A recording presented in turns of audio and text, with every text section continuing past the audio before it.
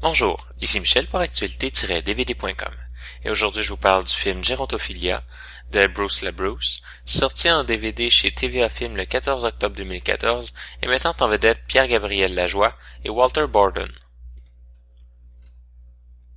Un jeune homme de 18 ans, gérontophile, développe une relation intime avec M. Peabody, un résident du centre d'accueil où il est engagé. Se rendant compte de la surmédicamentation de celui-ci et de son désir de quitter le centre pour voir l'océan, le jeune homme décide de l'aider à s'échapper et de partir avec lui. Gérontophilia est un film beaucoup plus sur les amours tabous que sur la gérontophilie ou autre paraphilie. Le point de vue adopté est profondément celui du jeune homme, même si cela n'est pas parfaitement clair dès le début. On comprend que si on voit d'autres jeunes hommes qui semblent attirés par M. Peabody, il s'agit en fait de la jalousie que nous voyons à travers les yeux de Lake. Le regard des autres prend très peu d'importance dans le film, quelques rires, quelques regards, une remarque de la mère et surtout la vision de la petite amie de Lake qui, après avoir surmonté le choc, voit son ex-petite amie comme un saint et son amour pour les personnes âgées comme une sorte de dévouement.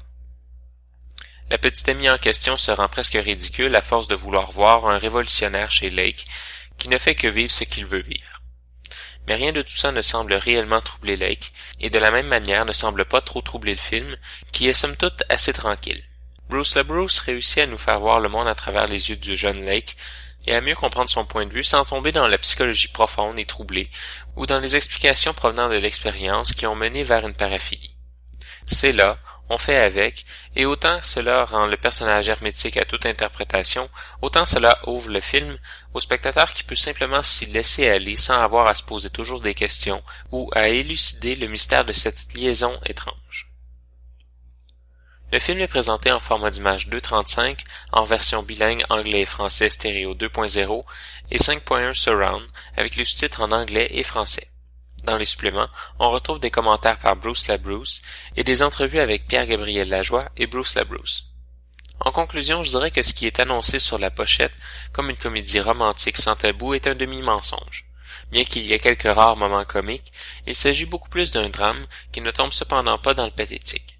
Par contre, sans tabou est probablement le meilleur qualificatif, dans le sens où le film ne juge pas la situation, en bien ou en mal.